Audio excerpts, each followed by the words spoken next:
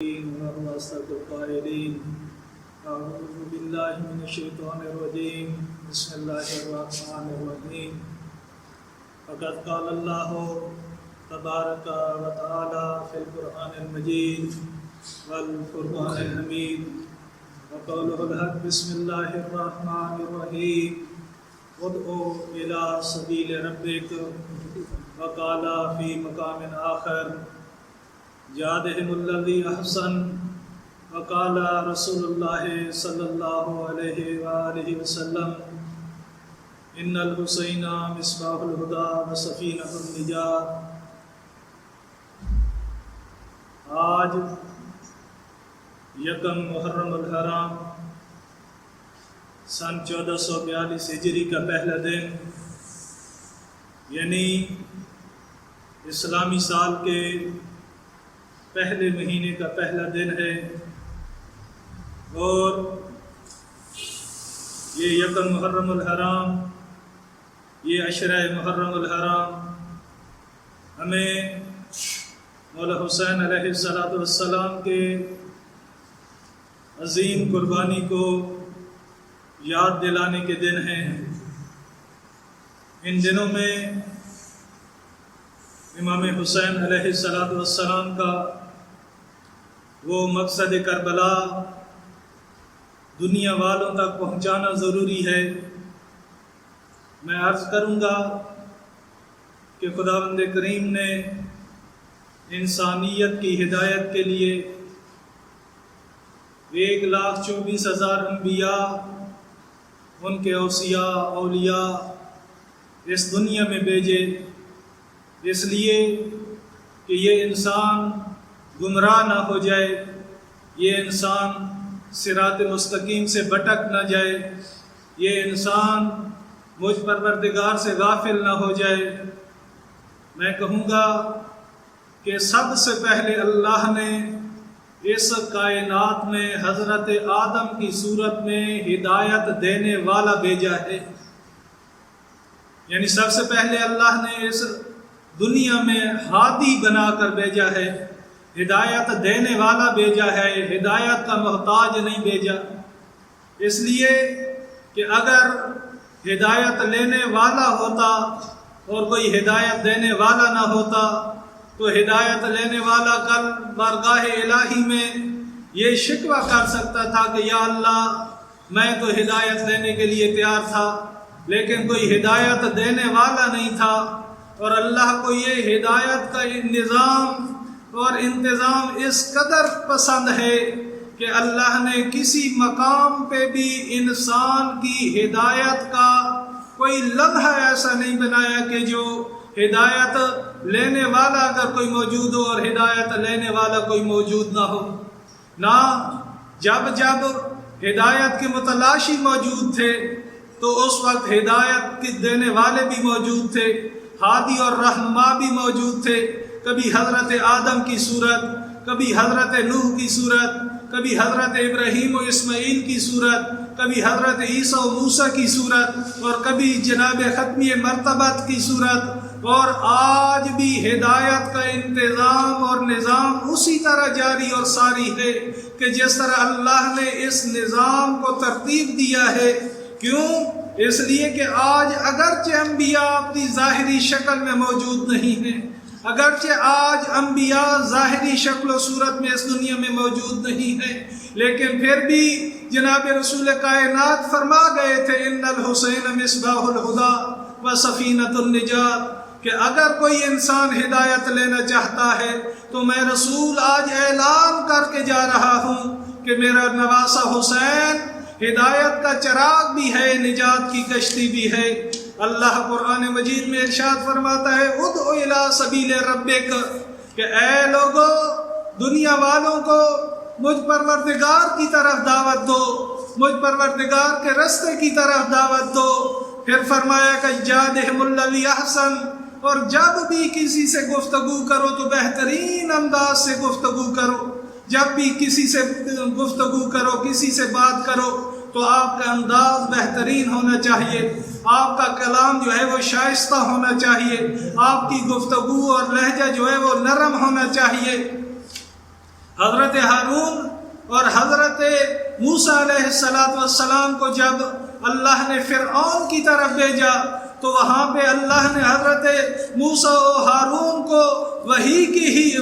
کی کہ اے ہارون اور موسیٰ تم اگرچہ میرے دشمن کی طرف جا رہے ہو، اگرچہ وہ میرا دشمن ہے، اگرچہ مشرک ہے، اگرچہ میرے مقابلے میں خدائی کا دعویٰ کر رہا ہے، لیکن جانا تو قولا قولا لینا، جب فرعون سے بات کرنا تو نرمی سے بات کرنا۔ آج ہمارا گفتگو کا انداز بھی اسی طرح ہونا چاہیے۔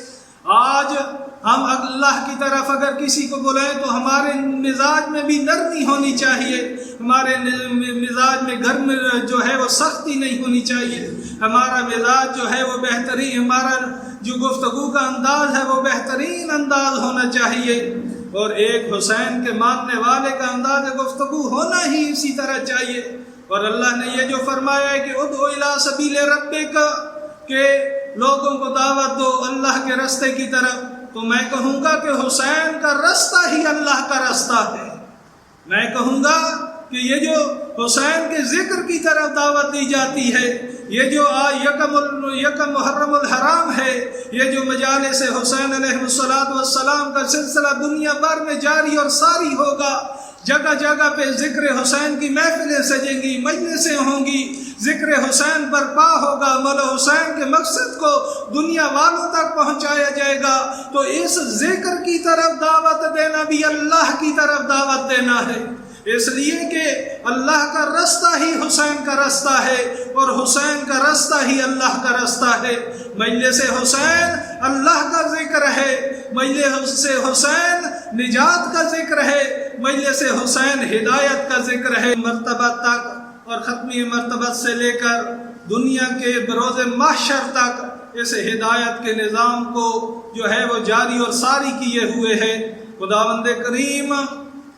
چاہتا یہ ہے کہ یہ انسان گمراہ نہ ہو، یہ انسان ہدایت پا جائے، یہ انسان صراط مستقیم پر جو ہے وہ زندگی گزارے، اور کسی نہ کسی طریقے سے جہنم سے بچ کے جنت کا راستہ اختیار کرے، ہلاکت سے بچ کے سعادت کا راستہ اختیار کرے، ناکامی سے بچ کے کامیابی کا راستہ اختیار کرے۔ اور جس کو بھی سعادتیں چاہیے، جس کو بھی جو ہے وہ نعمتیں چاہیے، جس کو بھی کامیابیاں چاہیے، تو آج حسین کا در کھلا ہے، آج حسین کی مجلس کا در کھلا ہے، حسین کے درس کا اور حسین کے مکتب کا در کھلا ہے۔ میں ایک بات عرض کرنا چاہوں گا کہ اللہ کو اس ہدایت کا نظام کس قدر جو ہے وہ پسند ہے۔ دیکھیے، ایک حضرت موسیٰ نے اس دنیا میں آنا تھا، لیکن فرعون اس موسیٰ کا راستہ جو ہے وہ روکتا رہا، اور اس موسیٰ کے راستے کو روکنے کے لیے فرعون نے 70,000 بچے قتل کرا دیے،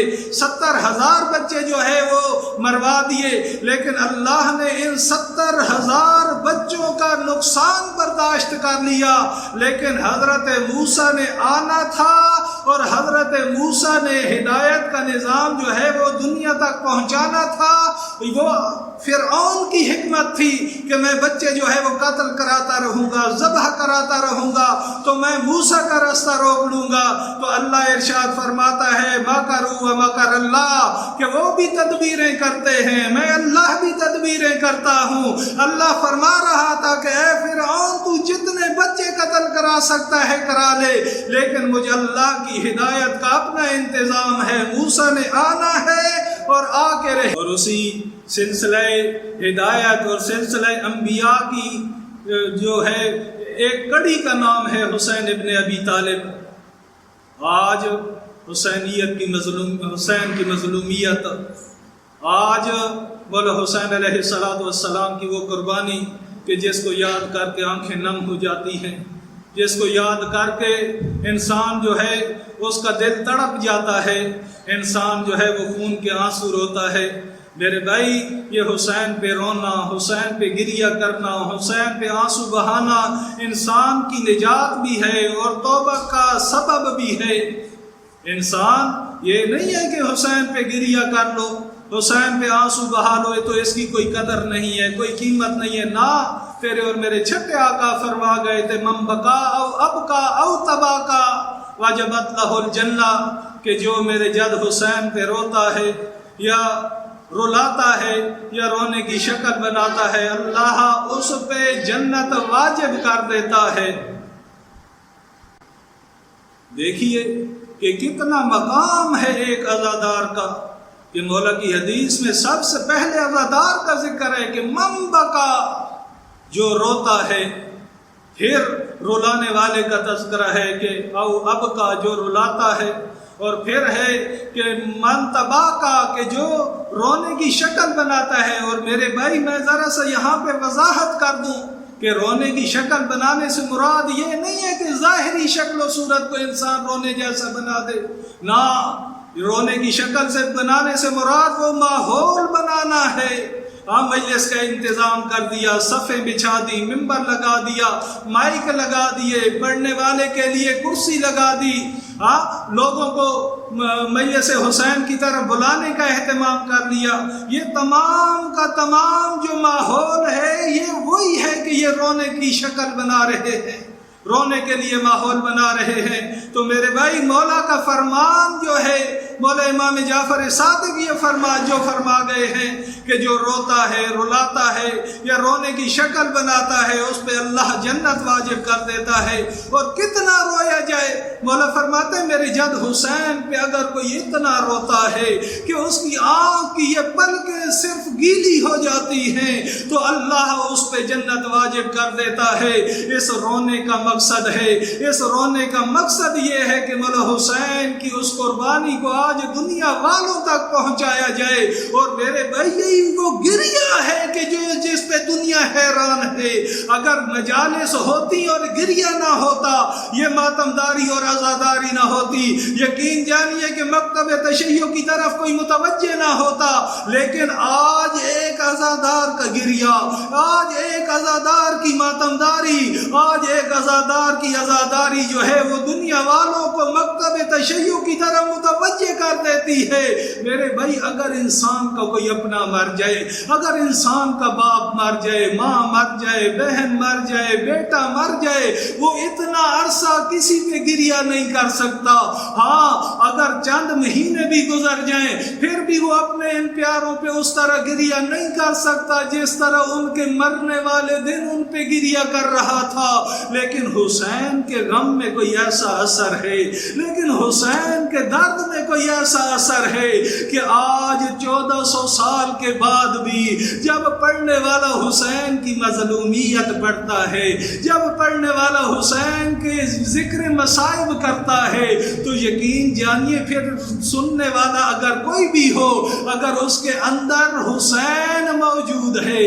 اگر اس کے دل کے اندر ایمان موجود ہے، تو اس کی آنکھیں چھلک پڑتی ہیں۔ اور میرے بھائی یہ تیری آنکھوں سے نکلا ہوا آنسو تیری نجات کا ضامن ہے۔ گریے کی قدر کر۔ مجھے بس میں ختم کرتا ہوں، مجھے یاد آ رہا ہے کہ جب ہم قم میں ہوتے تھے، آیت اللہ العظمی آغا مرشی نجفی کے مزار پہ ہمیں جو ہے وہ حاضری کا شرف حاصل ہوا۔ جب ہم گئے ان کی قبر پہ فاتحہ پڑھی، اور جب ان کا وصیت نامہ ان کی مرکت کے ساتھ جو ہے لگا ہوا تھا، اور اس میں ذکر تھا کہ جب میں آغا مرشی نجفی فرما رہے ہیں کہ جب میں اس دنیا سے چلا جاؤں، جب میں اس دنیا سے رحلت کر جاؤں، تو میری وصیت ہے کہ میں ساری زندگی جس کپڑے کے ساتھ مولا حسین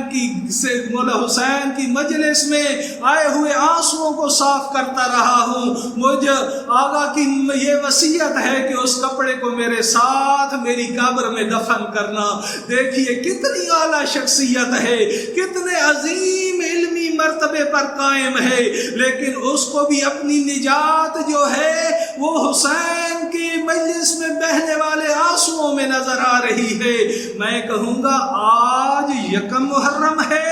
تو یکم محرم کے ابتدائی مجلس میں فقط یہی کہنا چاہوں گا کہ 28 رجب عاشور سے کم نہیں تھی، زندہ نہیں آئی تھی کربلا میں علی کی بیٹیاں، مر گئی تھی پیغمبر زادی جب گھر گھر سے باہر پہلا قدم نکالا تھا، میں کہوں گا کہ وطن سے محبت ہر شخص کو ہوتی ہے، اور پھر وطن ہو مدینہ جہاں محمد جیسا نانا، زہرا جیسی ماں، حسن جیسا بھائی، میں کہوں گا کتنا مشکل ہوگا حسین کے لیے مدینہ چھوڑنا۔ میں کہوں گا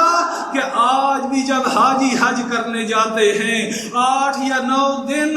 مدینہ میں رہنے کے بعد جب چھوڑنے لگتے ہیں پیغمبر کی نگری، یقین جانیے جب تک روضہ پیغمبر نظر آتا رہے رو رو کے کہتے رہتے او نبیوں کے سلطان ہمارا آخری سلام، اور جب تک جنت البقیہ کی اجڑی قبریں نظر آتی رہیں رو رو کے کہتے رہتے ہیں اور جنت البقیہ کی اجڑی قبریں ہمارا آخری سلام، پتہ نہیں پھر مدینہ کبھی آنا نصیب ہو یا نہ۔ میں کہوں گا تیرا ایمانی رشتہ ہے رسول کے ساتھ، تو نے 1400 سال کے بعد کلمہ پڑھا ہے فقط رسول کا،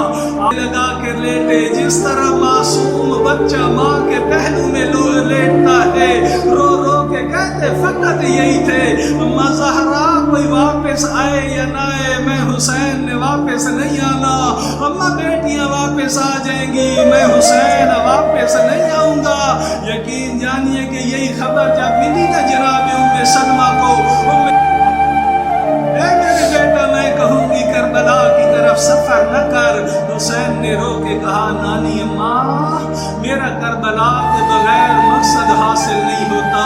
نانے کا دین نہیں بچتا، نانے کی شریعت نہیں بچتی۔ یقین جانیے یہی کہنا تھا۔ جناب ام سلمہ سے کہا اماں ذرا میری 2 انگلیوں کے درمیان دیکھنا۔ جناب سلمہ روایت کرتی ہے میں نے حسین کی 2 انگلیوں کے درمیان دیکھا، کربلا کا میدان تھا، فوجیں تھی، سپاہی تھے، گھوڑے تھے،